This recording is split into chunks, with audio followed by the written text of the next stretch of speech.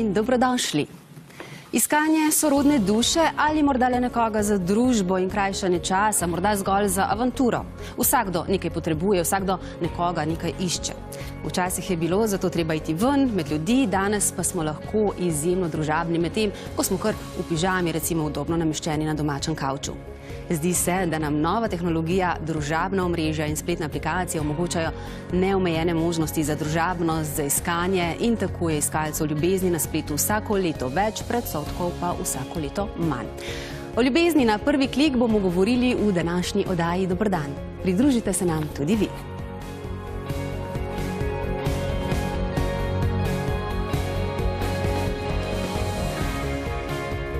Ali tudi za ljubezen na spletu velja, da nam je vsem v pogubo. No, to bom danes preverjala z današnjimi gosti. Pozdravljam Luko Kogovška, vodjo portala OnaOn, pa Mileno Pleško, strokovnjakinjo za ustvarjanje partnerskih odnosov, a ne?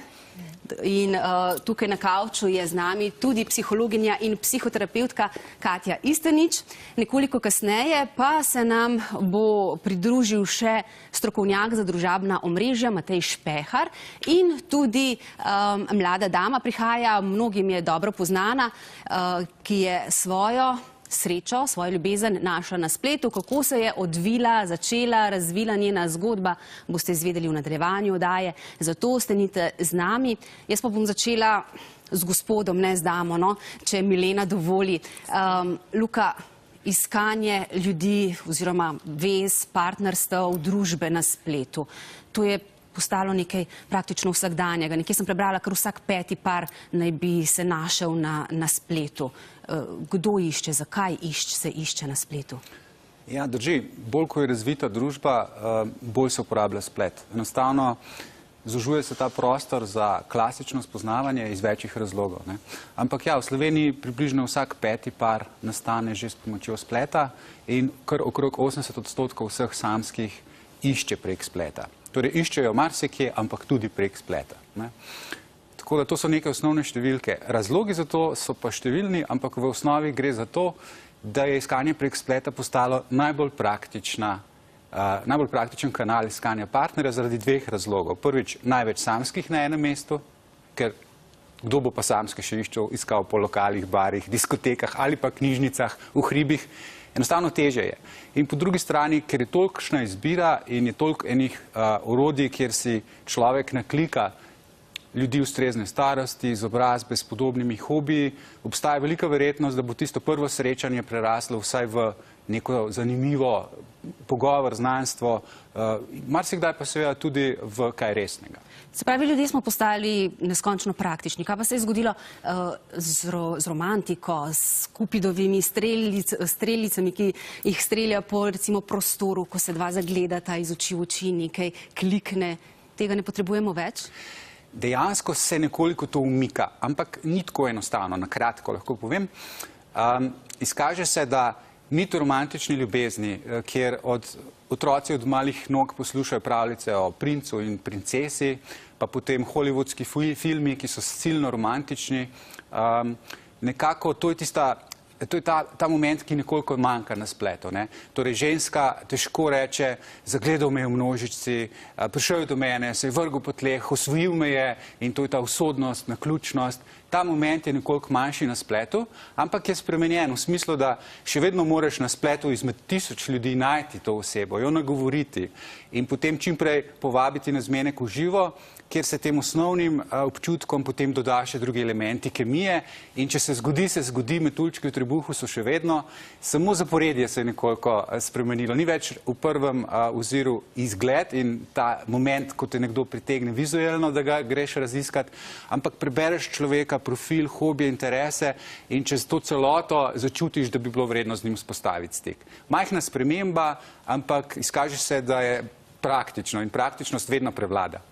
Koliko časa pa ponavadi traja, preden začne nekdo klepetati po spletu, pa se jima zdi, da se ujameta in da se potem dejansko tudi osebno srečata?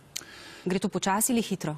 To je najbolj odvisno od tega, s kakšnim namenom začneš uporabljati storitev. Torej, ljudje, ki so odločeni, da želijo resnega partnerja, si ponavadi tudi zadajo cilj, da bodo čim prej izločili neustrezne in izbrali nekaj zanimivih kandidatov in šli na zmenek v živo. Izkaže se, da je v povprečju potrebnih 5 do 10 zmenkov v živo na onaon.com, da najdeš tistega res pravega. Obstajajo pa seveda tudi ljudje, ki še ne vedo, kaj bi, ki bolj raziskujejo, kaj pravzaprav hočejo, česa nočejo, in te ljudje pa dostikrat ostajajo dlje časa v samih spletnih pogovorih, preden se odločijo za zmenek v živo. Milena, Luka je prej rekel, da dejansko se veliko stvari seli na splet tudi zato, ker ne vemo, kje drugače iskati, kje najti družbo, pa ali naj bo to za resno partnersko zvezo ali za avanturo, kdo pa še išče v lokalih, pa v hribih, pravi. Dejansko ljudje ne vejo več, kje se poiskati. Ja, moderna tehnologija je definitivno prinesla veliko spremembo na tem področju, na vseh v bistvu življenjskih in absolutno tudi na sklepanju nekih partnerstv, odnosov. Jaz verjamem, da se odnosi še zmeri zgodijo, sklepajo ljubezni tudi v hribih, tudi v lokalih. Je pa tukaj en moment, ki jaz pravim ljudi, je strah za vrnitve. In veliko lažje je, če je to umaknjeno za kakšen ekran ali pa morda za kakšno drugo osebo, ki nam že potrdi, da smo nekomu drugemu ali vsaj všečni ali simpatični. Verjamem, da se še kar nekaj ljudi spozna zunaj, da se še kar nekaj ljudi upa pristopiti in da je nekako potek potem podoben. Prej ko slej se moramo z nekom srečati in začutiti energijo, spoznati vse njihove vrednote, želje, cilje in potem na podlagi tega, včasih so metuljčki, včasih jih ni. Definitivno zagovarjam srečanja. Čim prej. V vsakem pogledu, ko se srečaš, lahko, mogoče se ne bo zgodila ljubezen na prvi pogled, morda bo se zgodilo neko dobro prijateljstvo, bo zrasla neka zveza, pa boš potem preko te osebe nekega prijatelja spoznal, ki bo pa potem tista prava oseba za tebe in za tvoje življenje. No, se velikokrat spoznamo osebo tudi tako, da nas kdo poveže, a ne? In za nekatere je to internet. Vi pa pač vodite agencijo, kjer ste tisti posrednik namesto interneta. Potem najbrž tukaj spet ni toliko razlike. Je morda tisto njuno srečanje prvo osebno, ni preko spleta, ampak še vedno preko posrednika? Ja, definitivno. K meni pridejo osebe, ki se ne želijo mogoče izpostavljati na internetu, ker je mogoče, ne vem, na nekem položaju, kjer ne želi, da ga podrejeni mogoče tam spoznajo, ali pa ljudje, ki so prezaposleni, ali pa nekateri, ki jim pač ne ustreza tak način spoznavanja. Absolutno se z vsakim osebno spoznam in mu po njegovih vizijah, željah, ciljih tudi jaz sama predstavljam take njemu primerne osebe in na srečanje greste ali pa na zmenek šele takrat, ko se oba dva strinjata, absolutno prej preberete drug o drugemu neke podatke in tudi vidite fotografijo. Tako da je že spet neka cona varnosti in ni tako močen strah pred zavrnitvijo. Katja, kot psihologinja in psihoterapeutka, pa Matej, še vam pozdrav tukaj na tem mestu. Kaj vi pravite? Kdo se odloči za to, da se bo spoznal preko spleta ali preko kakšne aplikacije, ali smo dejansko živimo v takem času, da to tako ali tako počnemo vsi, ker časa za iti ven in spoznati človeka osebno tako ali tako ni več? Ja, tako je. To praktično počnejo skoraj vsi samski ljudje oziroma vsi, ki si želijo neko zvezo oziroma neko prijateljstvo. Včasih je veljal mit, da torej grejo iskati ljubezen preko spleta predvsem ljudje, ki so obupani, predvsem obupani v ljubezni. Vendar to načeloma ne drži. Ponavadi ljudje precej jasno vedo, kaj je tisto, kar si želijo. Želijo le avanturo, neko prijateljstvo, želijo malenko še raziskati, kaj sploh je zunaj, ali želijo pravo zvezo. Pogosto gre za ljudi, ki so lahko v vsakodnevnem življenju precej zaposleni in torej nimajo iz dneva v dan toliko priložnosti za spoznavanje novih potencialnih partnerjev. Splet pa jim to omogoča. In kot je že bilo rečeno prej, v resnici vemo, ko smo na spletu, da smo tam s podobnim namenom. Torej ni tistega nerodnega spraševanja oziroma namigovanja, ali je oseba samska, kaj si želi in tako naprej. Vse je to razvidno že iz profila. Matej, aplikacije, spletne aplikacije, družabna omrežja nam dejansko omogočajo marsikaj. kot strokovnjak, a bi ljudje hodili po ulicah, vse čas gledali v telefone, brskali po spletu, gledali Facebook profile, če to ne bi bilo tako dobro orodje za iskanje ljubezni, za flirtanje, za mogoče iskanje avantur? Mogoče smo vsi tukaj v studiu že starletniki izdelave. Se mi zdi, da otroci danes so zrasli s tem, to jim je, ne vem, 5., 6. končina in oni so že rojeni v ta svet in brez vprašanja, če znajo sploh funkcionirati brez tega. Recimo pri nas doma je največja kazen izklop Wi-Fi-ja, ker to pomeni, da sem jih ta trenutek odrezal od sveta, od komunikacije in se mi zdi, da tako kot smo mi v starih letih hodili na zmenke, se vse skupaj samo preselilo v virtualen svet. Vse ostalo je isto.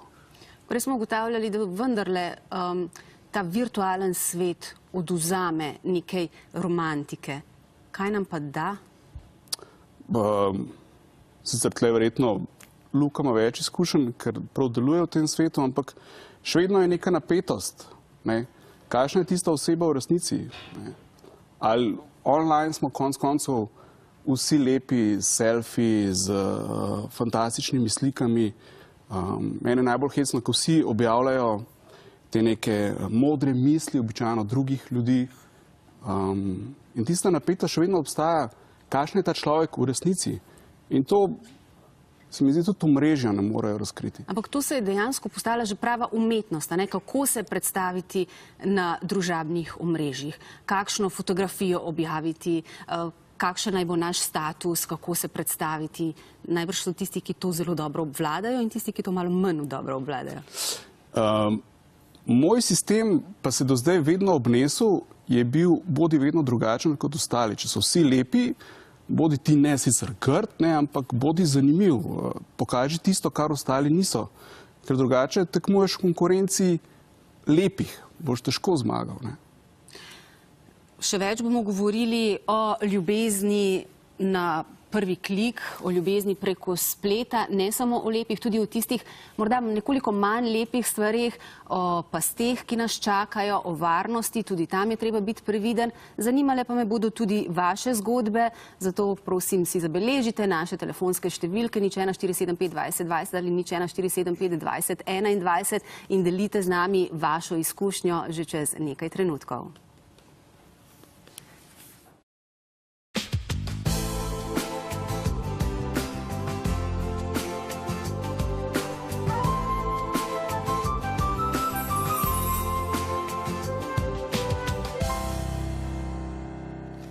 Ljubezen nam je vsem v pogubo, je bil nekoč film in ta pregovor se je že kar dobro prijel. Dejansko zato mu že pravimo tudi pregovor. Zanima nas, če si ta ljubezen nam je vsem pogubo prenesla tudi v splet, v virtualni svet. Zato tudi sprašujem vas, drage gledalke, cenjeni gledalci, kaj vi pravite? Imate kakšno izkušnjo, imate kakšno mnenje? Povejte, pokličite 0145 20 20 ali 0145 20 21 in zdaj že pozdravljam prvega gledalca. Lep pozdrav. Ja, dober dan. Dober dan. Ja, Marjan, zvajal si to. Mene sam zanima, na kakšnem vzorcu je bila narejena tista statistika, ker vseh 50 pozna prek spleta. Sam dejansko, ki je tu bila v slovenskem merili ali v svetovnem merili. Koliko je bilo tistih sprašenih, kakšna številka, 1000, 2000, 3000, ne vem, tu. Hvala, nasvidenje. Ja, hvala, Marjan. Verjetno se vam zdi statistika visoka, bomo tudi to obdelali in prisluhnimo zdaj še gledalki z njeno zgodbo. Lep pozdrav. Lep pozdrav. Tukaj pa Nevenka z Primorske. Lep pozdrav, Nevenka. Jaz bi pa rada povedala eno lepo izkušnjo. Prav vaš uvod me je spomnil na to. Z možem, sedanjim možem, s katerim smo poročena 44 let, sva se spoznala pri Figovcu. Oba sva čakala na semafor, da se srečava pri Nebotičniku. Bil je pa čisto drugačen kot na sliki, ker sem ga spoznala preko antene. Včasih je bil tudi tisti ključni časopis. In bil je čisto drugačen in z drugim imenom, ampak Bi raje ljubezen na prvi pogled, ki traja še danes. Odlično, hvala lepa za to lepo zgodbo, Nevenka. Luka, pa tukaj meni izhodišče za to, da nadaljujem z vami. Dejansko te nekako spletne zmenkarije so nekako evolucija, nadaljevanje teh nekoč časopisnih oglasov. Drži. Še pravzaprav prej bil en korak. Začel se je tako, da so na cerkvena vrata nabili listek, da imajo eno oziroma nekoga, ki išče. Tako da časopisi so bili naslednji večji val od teh zidov, kamor smo nabijali listke, torej zasebni stiki, oglasi, veliko pesmi je okrog tega, veliko filmov je tega. Potem smo šli pa na internet, najprej prek maila, če se spomnite filma Got Email, ki je bil en tak pop, ki je majčkeno začel, Meg Ryan in Tom Hanks, ki sta začela generirati nek milje družbeno okrog tega. Potem smo šli pa na internet in zdaj smo šli iz desktopov, se pravi iz težkih mašin na mobilne naprave, ki jih imamo ves čas v žepih, kjer lahko tudi pogledamo, kdo v naši neposredni bližini je samski zdaj tukaj nekje. Nenazadnje greš lahko v lokal in pogledaš, da v tem lokalu je pravzaprav samski in je tudi uporabnik te storitve. Tako da, ja, samo tehnologija se spreminja. Kontekst je pa isti oziroma enak. Preden nadaljujemo še s tistimi lažmi in zavajanjem, ki so se tudi očitno včasih dogajali tudi preko časopisnih oglasov. Ta statistika 5%, oziroma ne 5%, vsak 5. par, da naj bi se spoznal prek spleta, to velja za Slovenijo. To velja za Slovenijo. Kakšni so pa trendi v svetu? V svetu je pa tako, recimo Skandinavija, Združene države, Zahodna Evropa je ta statistika še višja. Približujemo se že, da vsak 3. par, zlasti v Združenih državah, vem, neka pravkaršna raziskava, je vsak 3. par nastane s pomočjo spleta. Je pa res, da tukaj je vključen širši kontekst spleta, se pravi, nekateri ljudje se spoznajo prek Facebooka, nekateri ljudje se spoznajo prek prav takih spletnih storitev, kot je ono.com in podobno. Tako da zadeva hitro napreduje. Bolj kot je družba, bom rekel, produktivna, delovna, kapitalistična, ne nazadnje, večji pritisk na socialno življenje. Tako da v Sloveniji imamo še relativno dobro razmerje med offline in online življenjem.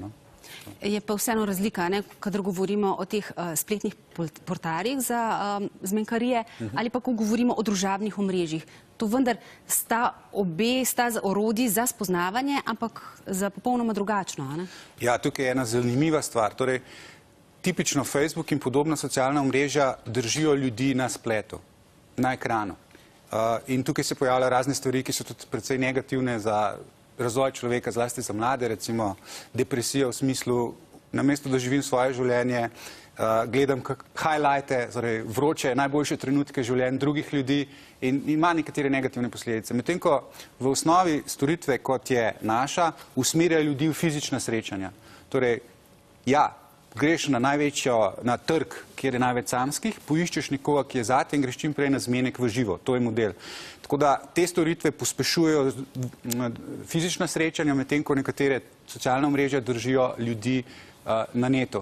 In kar je pa najbolj zanimivo, je pa to, da mladi, ki preveč časa preživijo na socialnih omrežjih, ne razvijajo, bom rekel, veščin fizične interakcije in so posledično samski, tako da mi imamo zdaj velik pritok mladih, ki pravzaprav rabijo našo storitev, da se sploh z nekom fizično zmenijo. Skratka. Drugače pa omejitev starostne ni, tudi... Ja, 18 plus je recimo na naši storitvi, na on.com, sicer pa pač... No, v tem ja, ampak mislim na vzgor. Ne, na vzgor pa ni. Se srečujejo, uporabljajo spletne portale.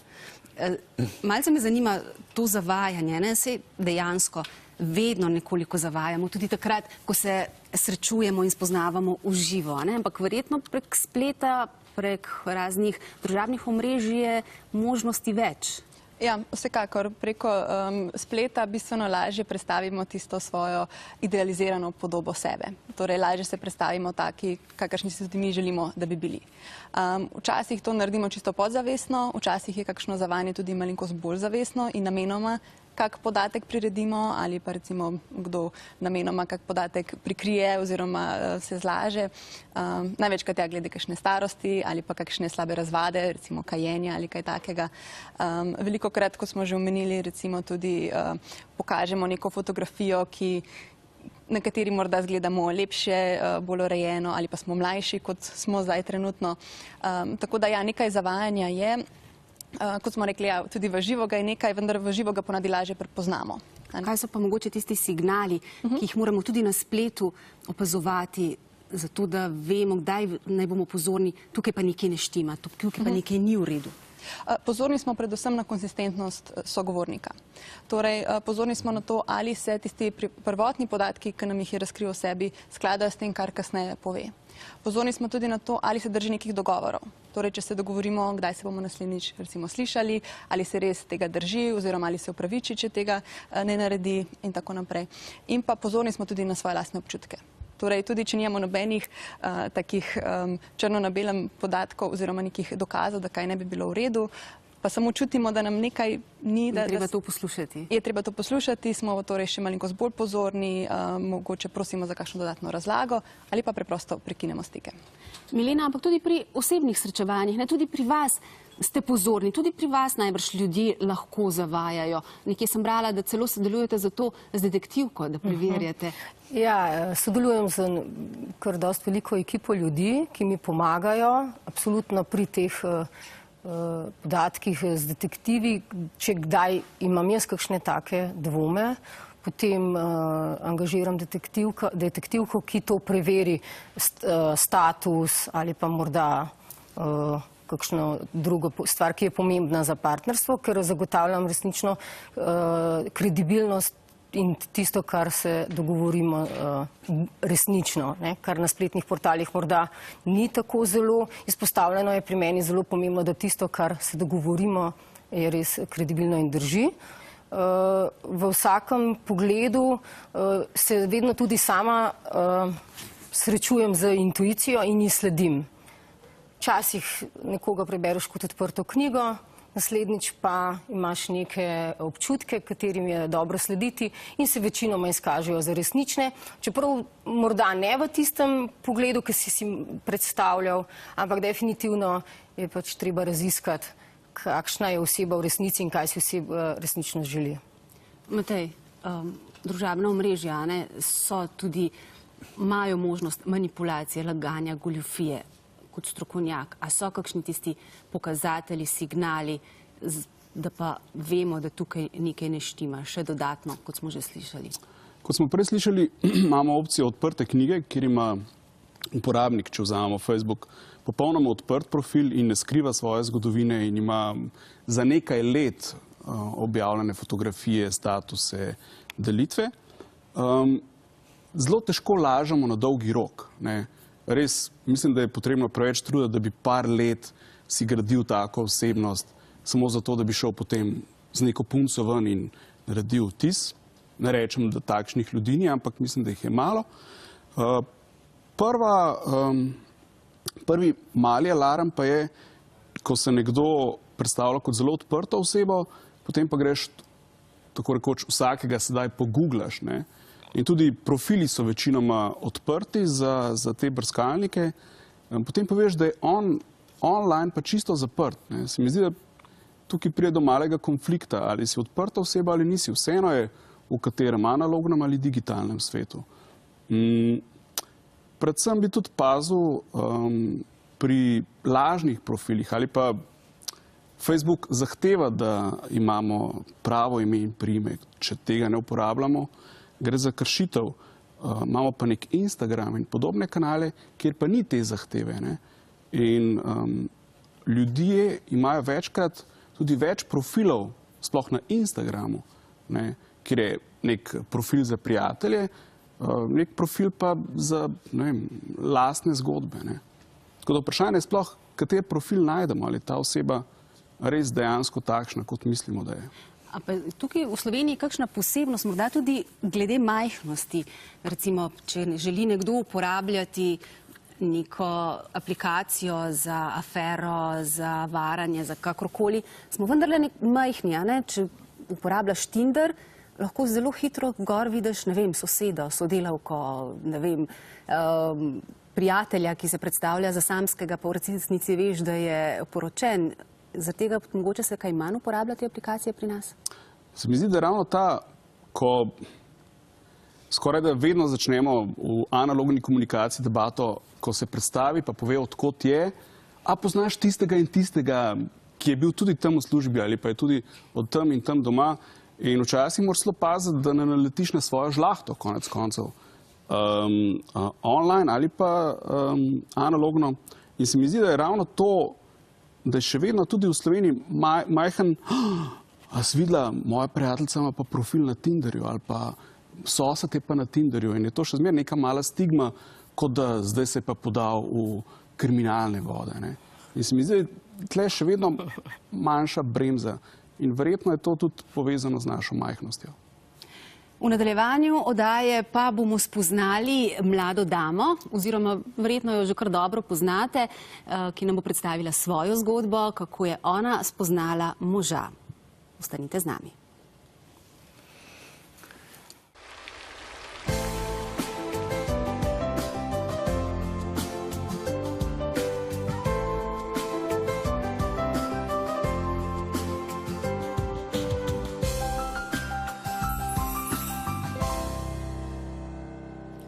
Zdaj pa se nam je v studiu pridružila še Ana Žuntar-Kristanc. Jo zelo dobro verjetno poznate kot voditeljico kuharskih oddaj, kot morda kot blogerko ali kot avtorico kuharic, skratka vsestranska Ana. Tako nekako, ja. Ki svojo osebno zgodbo deli tudi z nami, tudi z javnostjo. Kristjan, vaš mož, je zdaj doma, čuva otročke, da ne bo kdo mislil, da je vaša zgodba nesrečna, zato ker ste tukaj sami, ampak dejansko vidva sta se spoznala na spletu, ne sicer preko portala kakšnega, ampak preko družabnega omrežja. Tako, preko Facebooka. Kako se pravi, je bilo to naključno srečanje na Facebooku? Ja, no, kaj pa vem, to je bilo 10 let nazaj, mi da so praznovala 10. obletnico decembra. 10 let nazaj so v bistvu, takrat se je Facebook šele začel nekako, ni bilo v bistvu slovenske populacije gor skoraj, da ni bilo veliko. Tako da jaz se spomnim, jaz sem preko nekega prijatelja se odločila, da si pač naložim svoj Facebook in sem pač brskala, kdo je sploh na Facebooku. In takrat je bilo še vse odprto, ni bilo teh zaprtih profilov, v bistvu si lahko prosto brskal. In mi je bil, Kristjan je imel tako, mislim, da je 50 slik, ki je bil v Ameriki, je pazil otroke v enem, meni so se zdele slike ful simpatične, in sem pač ga dodala. In potem me je vprašal, zakaj si me pa dodala in tako nekako je potem zgodba šla naprej. In to pokaže, da je v bistvu tudi na spletu vizualni faktor pomemben, ni kar čisto zanemarjujoč. Drži, in kar je še zlasti zanimivo, je, da je ona naredila ta prvi korak, kar je pa... A tudi na spletu sicer delajo prve korake bolj moški kot ženske? Ja, v veliki večini. Čeprav ženske čedalje bolj ugotavljajo, da bo morale one prevzeti iniciativo, kar sicer ne v noč. Torej na netu moški tipično več kot 80% prve izhodiščne komunikacije nagovorov naredijo. Ženske manj kot 20%. Aha, okej. Odlično. Ja. Meni se je splačalo. Meni se je splačalo. Koliko časa je trajalo, da ste se potem odločila za srečanje? V bistvu, mislim, da sem nedolg časa nazaj šla prav gledat. Mislim, da je bil tako en dober teden. Sva ful klepetala in sva se ful ujela. In še zdaj se zelo dobro ujameva, zelo se fajn dopolnjujeva. In sva se dobila na kavi in sva šla v kino. Prvi sneg je bil takrat, je bil 14. december. In to je to. In pol sva se poročila in zdaj imava 2 otroka in to je to. Zgodbica lepo pravlično teče naprej, začela pa se ni ravno tradicionalno, tako kot recimo pri starših. A pa vas je bilo takrat pred prvim srečanjem kaj strah? Kaj pa, če ni zares takšen, kot se predstavlja? Ne, v bistvu ne, ker sva se veliko pogovarjala, tudi dobila sva se na javnem prostoru. Ni se mi zdelo to nič kaj tazga, tako. Kaj pa vem, jaz sem v bistvu imela občutek, da ga poznam že preden sem ga prvič videla. Iskreno, kakor smešno to mogoče zveni. Tako da. Katja, mogoče za kakšne varnostne ukrepe je treba poskrbeti, a je dobro, recimo preden se z nekom, ki si ga spoznal online, da se zmeniš, da se dobiš na javnem prostoru, ne vem, pa pravijo, pa da moraš prijateljem, pa družini povedati, kam greš, pa s kom greš, pa Kako je s tem? Ja, vsekakor je pomembno, da se najprej dobimo nekje, kjer se počutimo varne. Torej ne takoj pri njemu ali njej doma, ne gremo recimo takoj v avto s tem človekom. Tako da ja, poskrbimo za neko osnovno varnost. Koristno je tudi morda, da na začetku ne delimo še vseh osebnih podatkov. Velikokrat si ljudje, recimo, ko se srečujejo preko spletnih aplikacij, si ustvarijo kak mail, kjer ni njihovega imena in primka, zato da si zagotovijo še malenkost več varnosti. Je pa ja, kot je v bistvu že Ana malenkost namignila, je tudi tukaj koristno zaupati svojim občutkom. Torej, če nas je strah, če nam je nelagodno, potem lahko še dodatno poskrbimo za varnost. Če pa se počutimo v redu, seveda se še zmeraj dobimo na nekem javnem kraju, ampak je to lahko nek dober znak, da se očitno, da se bomo v redu ujeli z osebo in torej se lahko malenkost bolj sprostimo. Ana, glede na to, da je bil Facebook tisti, ki je začel vajino ljubezen, kakšno vlogo pa zdaj razna družabna omrežja in sploh te nove tehnologije imajo v vajinem odnosu, življenju? V najnem odnosu v bistvu nimajo. Kristjan ni preveč aktiven na socialnih omrežjih. No. Jaz pa sem, ker imam pač tako službo. No. Drugače pa, kar se najnega razmerja tiče, so bolj ali manj delava skupaj. Tako so veliko skupaj, tako da ne rabimo nobenega posrednika, da komuniciramo ali karkoli. Koliko pa objavljate recimo svojih ljubezenskih izjav in slik na teh družabnih omrežjih? Jaz večinoma imam v bistvu lifestyle stran, kjer imam neke življenjske objave in kuharske vsebine. Tako da pač delim tisto, kar se meni zdi primerno in kar pač meni ni odveč deliti. No. Tako da tudi delim kakšno najno slikco, recimo te, ki sem z vami tudi delila, no. Ampak pač do tiste meje, ki je nama obema okusna. No, tako. Matej, koliko ljubezenskih izjav, fotografij in podobnega še dopuščajo družabna omrežja? Kolikokrat je treba povedati, kako super fanta imaš na Facebooku, pokazati, kakšne rože ti je prinesel, ali to sploh prenesli, s tem pretiravamo in postavimo v sladi? Vprašanje za prijatelje teh oseb, ker se mi zdi, je par stvari, ki je res tradicionalnih. Prva ljubezen ali pa prva nova ljubezen po dolgem času, potem otrok, ko pride k hiši, kužek muca, ki pride k hiši, nov avto, če smo pri fantih. In se mi zdi, da je kar ene par takih špičk, ko se nekaj zgodi v našem življenju, ko bi res, očitno smo zadovoljni s svojim življenjem in bi radi to povedali vsem.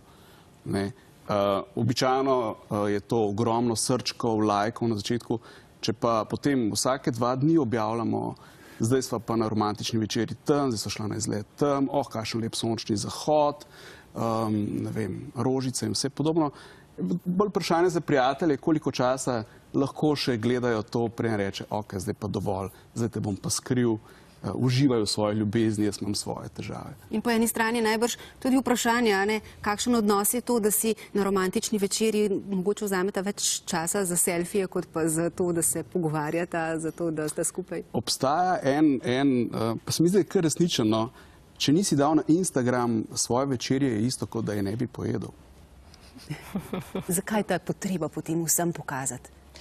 Pogosto je, na začetku smo v tisti fazi zaljubljenosti, tako da veliko razmišljamo o novem partnerju, tudi v živo veliko govorimo, recimo morda s prijatelji, s prijateljicami, tako da to je nek tak naraven del začetka zveze. Zdaj, nekateri imajo večjo potrebo, da prav delijo z drugimi tudi na družabnih omrežjih, nekateri manjšo.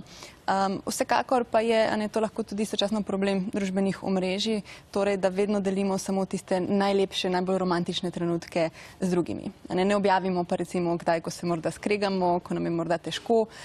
Tako da recimo na Facebooku ali na kakšnih drugih družbenih omrežjih hitro dobimo občutek, da imajo vsi taka popolna romantična doživetja, da imajo super zveze, da se nikoli ne skregajo in da smo samo mi tisti ta čudni, ki pa se včasih ne počutimo najbolje, ki smo včasih jezni na partnerja ali pa nam je morda malenkost dolg čas včasih tudi v zvezi. Tako da hitro dobimo malenkost tako izkrivljeno predstavo o tem, kaj zveza sploh je, oziroma kaj pomeni imeti dobro, kakovostno zvezo.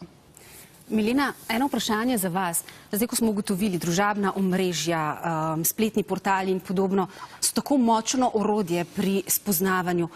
Zakaj, kdaj, kako ste pa vi ugotovili, da po resnici še obstaja prostor, da se lahko spoznavamo tudi drugače in da to ni zadosti, da so ljudje, ki iščejo tudi nekaj drugega? Ja, jaz sem začela z tem, v bistvu, rečem, kot hobi že v odvetniški pisarni, ki sem počela, ki sem delala in tam so prihajali ljudje, ki so se ločevali, bilo je za njih takrat se je življenje končalo in bolj kot z njihovimi primeri sem se bolj ukvarjala z njimi in jim pomagala in razlagala, da ni konec življenja, da po popoldne imam pa jaz eno damo, ki pride, da je tudi na tem razpotju in da mogoče je to nova priložnost, da naj pač pogledajo z druge strani in sem jih tam povezala in nekateri so še zdaj skupaj in takrat sem že dobila idejo, da mogoče bolj kot to, da jih tam ločujem, bo mene veliko bolj osrečevalo, da jih zbližujem in osrečujem. Potem sem bila pa naključno enkrat, imela sem idejo, jaz sem bila pa v Londonu na nekem pravnem izobraževanju in sem videla, da je pa tam akademija, sem se pozanimala, da je to v tujini zelo utečena dejavnost, a ne to osebno povezovanje ljudi. Sem se odločila za izobraževanje na akademiji, pridobila certifikat in potem začela počasi s tem načinom dela, ki je čisto oseben, z osebo sodelujem do 2 leti, najprej jo celostno pripravimo. Pravi, če smo prej z Luko govorili, da gre precej hitro, do tistega prvega srečanja vaš proces ni hiter. V bistvu je to za tiste previdnejše? To je za tiste, ki so prezaposleni ali se pa ne želijo nekje izpostavljati, ali imajo pa mogoče slabe izkušnje nekje. Definitivno spodbujam srečanja. Tudi jaz zelo spodbujam staro šolo, pri meni mora moški povabiti, te prvič prosim, če lahko plača, malo džentelmensko, malo nasvete. Tudi, če se odloči, da ne bi nadaljeval zveze, malo spodbujam to staro džentelmensko šolo. Je pa tako, ko gre oseba pri meni čez nek proces, to je neko profesionalno fotografiranje, nek coaching in v bistvu stilsko ali pa karkoli morda potrebuje, da nazaj zablesti v svoji luči, potem pa sledijo hitro srečanja, ampak eno po eno. Nimam kataloga, dostikrat se pohecam, da nimam čarobne palčke, tudi jaz ne, tudi ne številke od Hollywooda, ampak povezujem po vrednotah, željah in ciljih vsakega posameznika in sicer dodajam fotografijo, ampak toliko možnosti je na teh portalih, da se odločiš na podlagi fotografije, da spodbujam srečanja. Kljub temu, če kakšna oseba ni najbolj všečena na fotografiji, je vseeno fotografija dvodimenzionalna, ni energije, ni govorice telesa, ni možno srečanje osebno vseeno drugače. Absolutno morda tudi pomagam, kje bi bilo najboljše srečanje, svetujem tako, kaj en stric iz ozadja.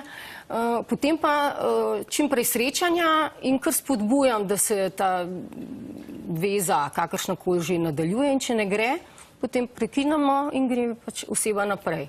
Iskati nekoga drugega. Ja. Mi pa smo skupaj in gremo naprej čez nekaj trenutkov.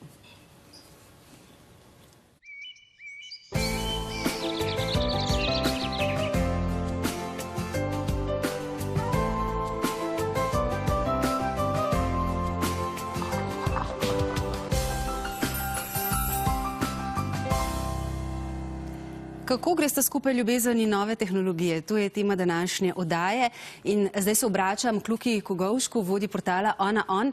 Zmenkarije, ali naj so to v živo ali naj so na spletu, imajo najbrž vseeno nekaj skupnih potez ali vendarle ne. Si na spletu lahko razočaran, si lahko zavrnjen. Kakšni so ti odnosi tam? Si kdo misli, pa tako se trudim, pa nikogar ne zanimam, nihče se ne zanima zame. Ja, seveda. Torej, strah pred zavrnitvijo, kot je omenila Milena prej, je res močna stvar. Zanimivo je, da izvira iz tega, da so čas prav ljudje, če so te izločili skupine, si umrl zunaj jame. In to smo uspeli prenesti ta genetski program do današnjega dne, ker si ne upaš, da ene punce za sosedno mizo, ker je teb tak strah, kot da boš umrl. V bistvu pa trivialna situacija. Če te ne bo zavrnila, so vat, se jih je še milijon. Se ne upaš do punce za sosednjo mizo, se pozanimaš, kako je ime in jo potem poiščeš na Facebooku, recimo. Absolutno. Tako da obstaja seveda zavrnitev na internetu v obliki, da poskušaš nekoga nagovoriti, pa ti tisti ne odgovori. To je nekako pisanje v prazno, lahko doživiš občutek, da se trudiš v prazno. Ampak tukaj je ogromno pametnih poti, kako to obideti.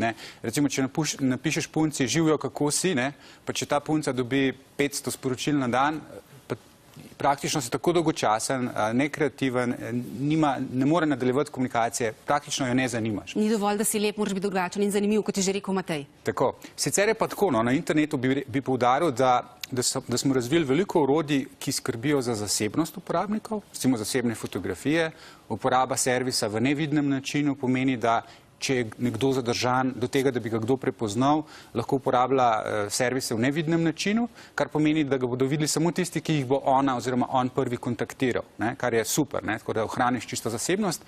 Pa seveda... Recimo žena ne najde, a ne? Recimo, čeprav ni to namen, bolje to, kar je Milena rekla, če si izpostavljen družbeno ali pa kakšni službi, kjer ali kakorkoli ne želiš. Tretja stvar, ki je pa najbolj pomembna, so pa verificirani profili. Zlasti ženske, ki se bojijo, da bodo naletele na kakšne prevarante, lahko verificirajo svoj profil, pomeni imajo sliko, imajo verificirano identiteto, Facebook verifikacija plus telefonska številka in plačano članarino, recimo. S sklopom teh faktorjev izločimo 99% vseh, ki bi se malo hecali, ker je prevelik vložek časovno, finančno, da bi pač to počeli prevaranti in potem lahko komunicirajo med sabo samo verificirani. Kar pomeni, da mi praktično jamčimo, da tukaj pa ne bo nekih ljudi, ki se samo malo hecajo. Tako da so spletne alternative, in evo, razlike med online in offline je samo v tem, da je internet najhitrejša pot zdaj do prvega zmenka v živo in da se nekoliko te elementi kemije zamenjajo.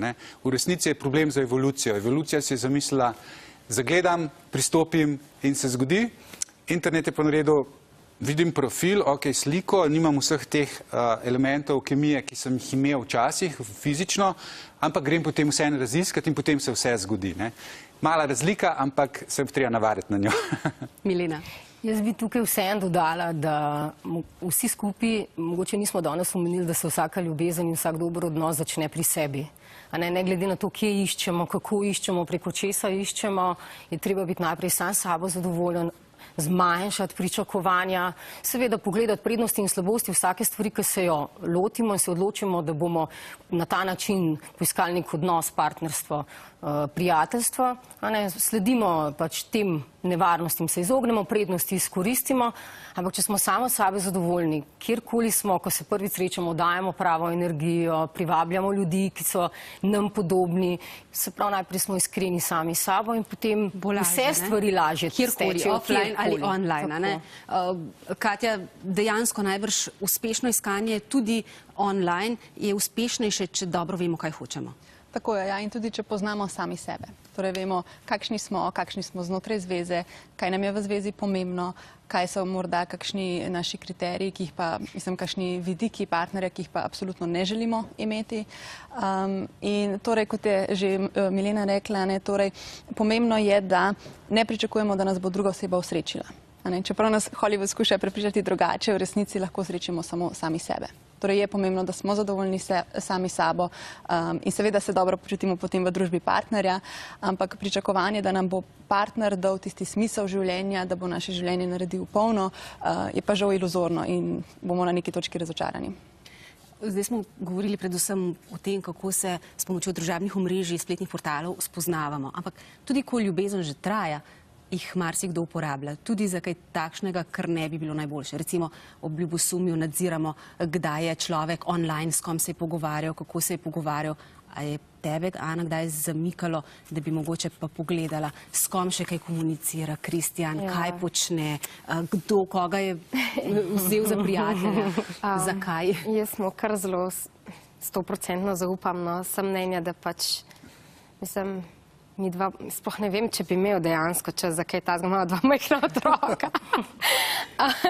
Ampak ne, v bistvu se ne ukvarjam preveč s tem, Ne z njegovim telefonom, ne s socialnimi omrežji. Če že imam čas zanj, sem z njim, če imam čas, sem z otroci, če pa ga imam malo tako za zraven, ga pa zase vzamem, ne za to. Matej, ampak so ljudje postajajo tudi obsedeni s tem, da morajo ves čas čekirati, kje je, kdo je, kam gre, s kom se druži? Najhuje je, če partner všečka kakšno neznanko In tle se potem zgodi hitra detektivska zgodba. Kdo je ta neznanka? Ali imava recimo kakšnega skupnega prijatelja? Kdo pa je ta oseba? Kaj počne? Ne? Kako ste se spoznala z mojim partnerjem? Je tle en ogromen teritorij za ljubosumje. Ne? Sploh, ker tudi če ima vaš partner vse zaprto, pa ste po naključju našli nek indic, da morda pa gre za čist običajno nedolžno komunikacijo, ne? Ni nujno, da tisti na drugi strani ima tudi vse zaprto. Ne? In se dostkrat predvidevam, tudi pri nas doma so se že zgodili kakšni takšni zasliševalni pogovori. Kdo pa je ta oseba? Ne? Zakaj pa si njo všečkal? Kaj pa imata z njo? Pa jaz, kar se všečkov tiče, sem kar škrt, no.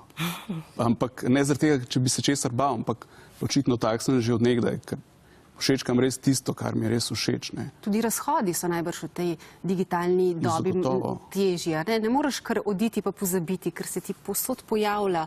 Ti se mogoče lahko že daš stran z liste prijateljev svojega bivšega partnerja, ampak imate pa skupne prijatelje, ne, in ga vidiš in se srečuješ in še vedno je težko, verjetno težje, kot je bilo predtem.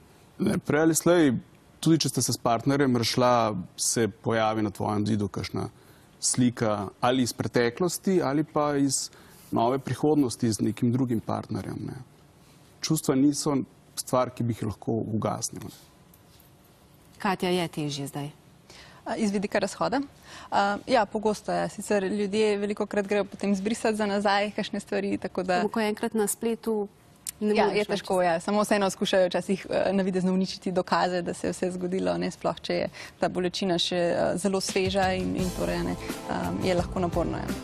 Tako, prišli smo od začetka ljubezenske zveze, od spoznavanja pa vse do konca, do razhoda, čeprav upam, da za nikogar tukaj zares, in prišli smo tudi do konca današnje oddaje. Dober dan, hvala lepa, da ste bili z nami. Naslednji teden bo z vami Ana Tavčar-Pirkovič.